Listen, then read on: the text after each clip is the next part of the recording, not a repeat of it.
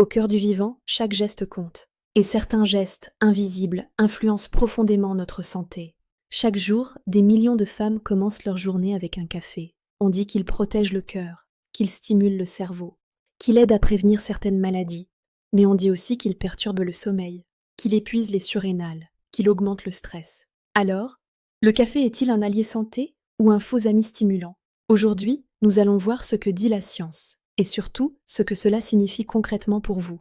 Le café n'est pas seulement de la caféine, il contient aussi des antioxydants puissants, comme les acides chlorogéniques ou des polyphénols protecteurs pour le système cardiovasculaire, et des composés bioactifs issus de la torréfaction. La caféine agit en bloquant une molécule appelée adénosine. Normalement, l'adénosine vous signale qu'il est temps de ralentir. Mais lorsque la caféine prend sa place, le message de fatigue est bloqué. Résultat, plus de vigilance, plus de concentration, plus d'énergie pendant quelques heures. Mais il y a 2 temps, 30 minutes après ingestion, pic d'adrénaline et de cortisol.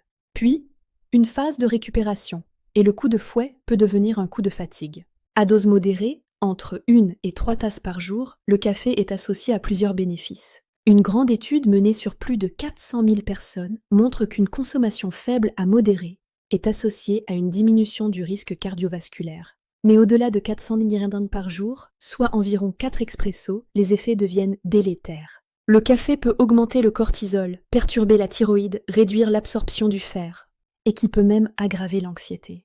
Pendant la grossesse, la prudence est essentielle, au-delà de 200 mg par jour. La caféine est associée à des effets négatifs sur le développement fœtal. Alors, faut-il arrêter le café? Pas forcément.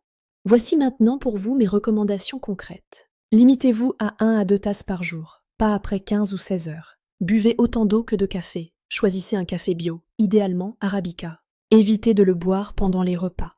Préférez le grain fraîchement moulu. Vous pouvez aussi alterner avec chicorée, thé vert, le café vert ou encore les tisanes naturelles. Observez surtout votre propre réponse. Votre énergie est-elle stable? Votre sommeil est-il réparateur? Votre système nerveux est-il apaisé? Le café n'est ni un poison, ni un élixir magique. C'est une molécule active. Et toute molécule active mérite du discernement. La santé est au cœur du vivant. Abonnez-vous pour mieux comprendre votre corps. Dans la prochaine vidéo, nous expliquerons pourquoi les fibres sont indispensables à votre métabolisme.